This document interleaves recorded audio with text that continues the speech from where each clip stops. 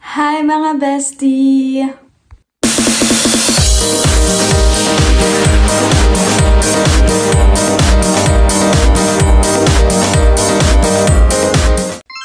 Anyway, for today's vlog, pag-uusapan natin ang 4 ways kung paano makahanap ng host family dito sa Europe. Marami akong natatanggap na mga message, comment, personal message na paano ba makahanap daw ng host family para maging au pair ka dito sa Europe.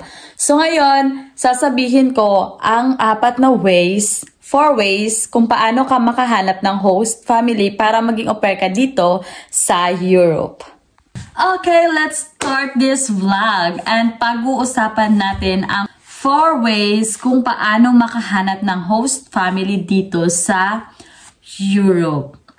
Okay, pasensya na sa mukha ko and sa damit ko kasi bigla ang shoot lang to. Kasi wala akong ginagawa kaya maghabol tayo para makashoot tayo ng vlog. Okay, first is true reference.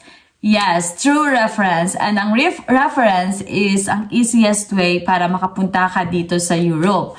Kasi yung reference, ito yung true recommendation. Okay, recommendation, ito yung easiest way para makapunta ka dito sa Europe. For example, ito is kapag may friend ka dito na magtatapos na siya ng contract niya as au pair, but still yung host family niya naghahanap pa rin ng papalit sa kanya, kaya ikaw na friend niya na nasa Pinas, na-recommend ka niya. So, yun yung setup ng reference. At ako ay ang product ng reference. Kasi yung friend ko, dati siyang au pair dito at yung host family niya ay naghanap ng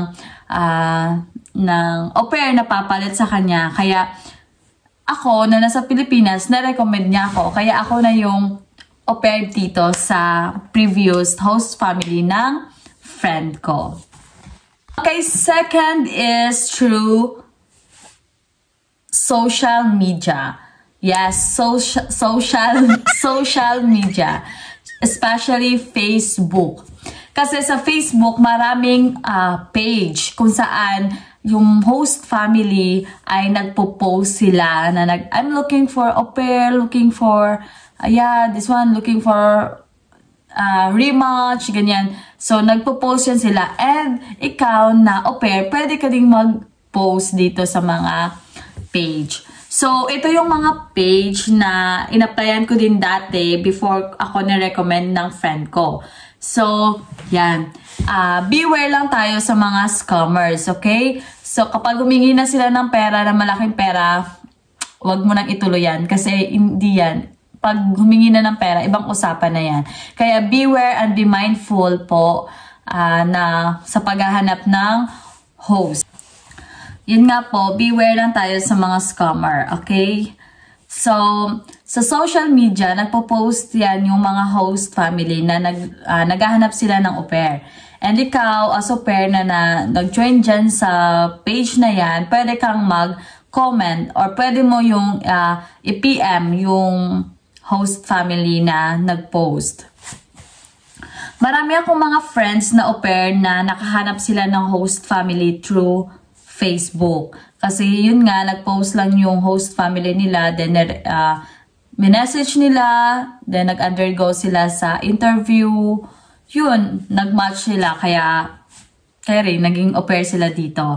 Kaya yan yung pangalawang step para makahanap kayo ng host family. Kaya kung naghahanap ka ng host family ngayon, i-try mo na mag-join sa mga Facebook page and try mo mag-post din at magbantay-bantay ka na nagpo-post. Ako noon dati, 12 a.m., something ganyan, mga 1 a.m., naghihintay talaga ako na may magpo-post kasi ako talagang una mag-PM dun sa nag-post, sa host family nag-post, or ako una yung magko-comment.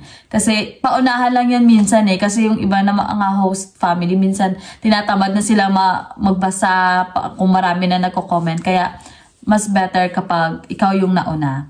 Kaya, third is through agencies.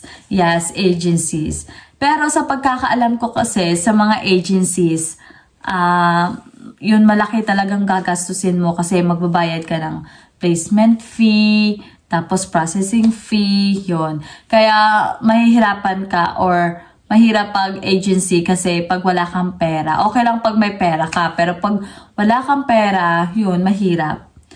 And yun, last is through online agencies. Through online legit agencies na alam ko. Guys, bestie, ito yung mga agencies na pwede nyong, pwede kayong mag-register na free. Kasi yung mga friend ko from Netherlands, Denmark, dito sa Norway, most of them dito nakahanap ng kanilang host family. So yung gagawin nyo lang is mag-register kayo dyan sa mga legit agencies. Ilalagay ko na lang din sa baba yung yung mga link para maka-register kayo doon. Yung friend ko dito sa Norway is from Netherlands siya. Naging au pair siya sa Netherlands. And yung online agency niya is Au Pair for All. Yes. Kung gusto mo pumunta ng Netherlands as your stepping stone, Au Pair for All is recommended ng isang friend ko. Nagbayad lang siya ng 1,500 or 2,000. And nag-register lang siya and yung agency na yun na yung maghahanap sa'yo ng host family na i-match sa'yo. And then mag-undergo kayo ng interview. Marami naman yung host family na ibibigay sa'yo and bahala ka na kung sinong host yung gusto mong piliin. Kaya yun. And meron naman dito sa Denmark. Dito naman yung isang friend ko, dito siya na agency. Wala siya ditong binayaran, nag-register lang siya. And then, yun, kagaya din ng naghanap din yung agency ng host family niya, nag-interview sila. Then, depende na sa kanya kung sinong pipiliin niya. Kasi sabi niya nga sa akin, marami daw siyang marami nag-interview yung host family sa kanya. So, syempre, pinili niya yung best host family talaga. So, yes. And sadly, since I don't know if alam nyo na wala na yung au pair dito sa Norway, kaya wala akong marerecommend na na legit agency para dito sa Norway kasi Norway is no longer accepting au pair kasi nag-stop na yung au pair dito sa Norway. But you can still find host family in Netherlands, Sweden, Germany. Yeah. Okay, speaking of Germany, I have 2 legit agency na alam ko na trusted talaga sila. This one and this one. Yeah. Bago ka kasi pumunta sa Germany, kailangan mo muna mag-aral ng kanilang A1 language. And these 2 agencies, sila yung proven talaga na nagpapaalis talaga sila ng mga Pilipina papunta dun sa Germany. But syempre, mag-aaral ka muna ng language nila. And nag-offer din sila ng language course. Yeah. So, ulitin natin yung 4 ways para makahanap ng host family is through reference, social media, agency, and through online legit agency.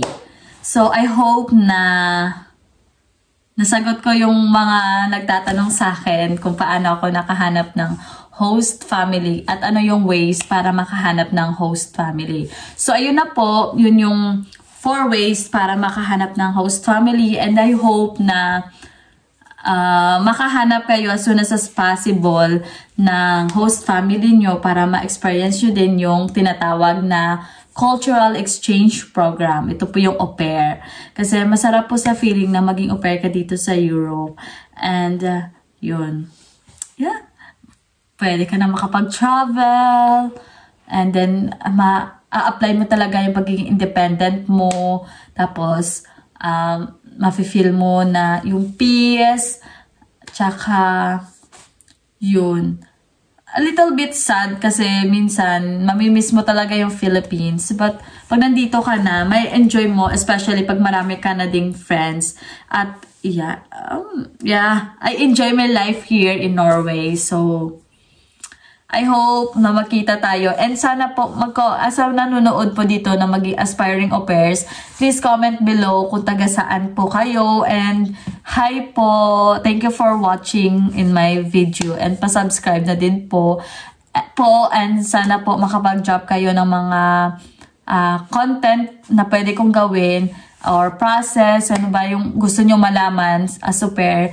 Kasi willing pa akong gumawa ng content para matulungan ko po kayo. Yun lang po. Thank you so much. Don't forget to share, like, and subscribe on my YouTube channel. Yun lang po. Thank you so much. Bye-bye.